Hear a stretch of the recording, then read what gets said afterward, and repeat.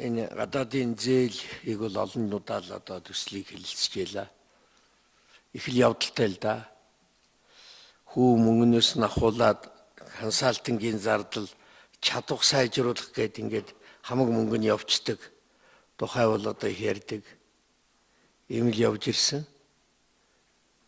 Тэгээ яг хуу одоо гарцаагүй зүйлүүдэд бол хэрэгэлсэн үр дүнгээ өгсөн төслүүд бол олон байгаа.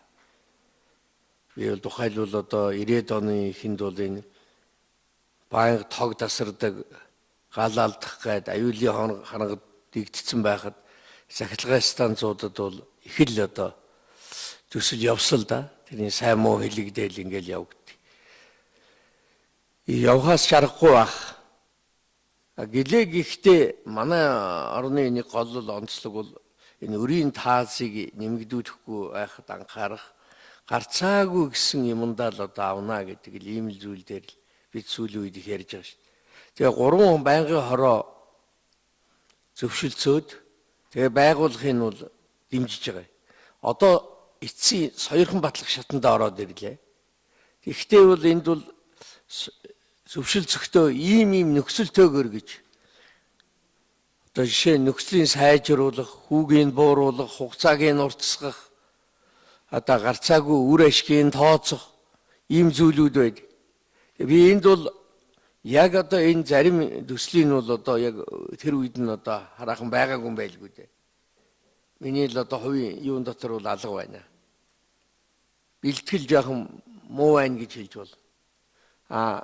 Энэ төсөлтөд холбогдуулаад багц төслүүдтэй холбогдуулаад хэлэхэд бөөнд нь батлах ёстой юу? Нэг нэгээр нь Соёрхон батлах ёстой юу гэдэг асуудал байна. Бөөнд нэг удаа гэдэг бол надад их сонирн байна.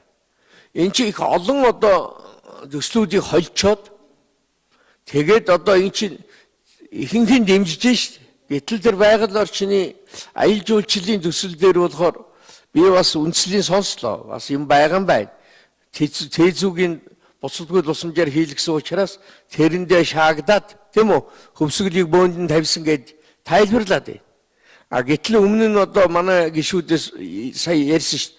Өмнө нь тохирсон одоо тавьдсан засгийн газрын хуралдаанаар ороод зөвшөлдсөө тавьдсан юм өөрчлөгдөд ороод ирлээ. Гэхдээ би бол одоо яг алийн гэхэд бол хэцүү болчиход эргэлзээтэй болчиход шүү дээ. Тэгэхээр мэдээлэл дутуу байна. Яг нэг үг хэлэхэд мэдээлэл дутуу байна. Мэдээлэл дутуугаасаа болоод энийг одоо дэмжиж конов дарахад бол хүндэрчээд шүү. Ингээ хэрвээ одоо ингээд дарахгүй байлаа гэж бодвол бус нь унчих гээд шүү дээ. Тийм биз дээ. Бөөндөө нэг гэдэг юм чи. Гэхдээ ер нь юм үнээр одоо нүрээ хараад ярил. 20 сургууль цэцэрлэг хэрэгтэй байна бидэнд. Дармаар байна. Өөр одоо тэр татварын ижүүрийн системийг нэвтрүүлэхээр 21 тэрбум төгрөг зайлшгүй шаардлага хэмнэгдэж байгаа бол тэрийг давармаар байна. Цэвэрлэх байгууламжуудын асуудлыг дэмжмээр байна. Гэх мэтлэгээр би өөрийнхөө сонссноор шүү дээ. За ингээд үзэхээр бол энд одоо нэг асуудлаас нь болоод унгахад хэцүү байна. Тэр асуудлыг тодруулж ээж саналаа өгмөр байна бөөнд нь. Нэг нэгээр нь явал дэмжихийгээ дэмжичээд нэгийгээ үлдээгээд дахиж орж ирээд хуралдчмаар байна.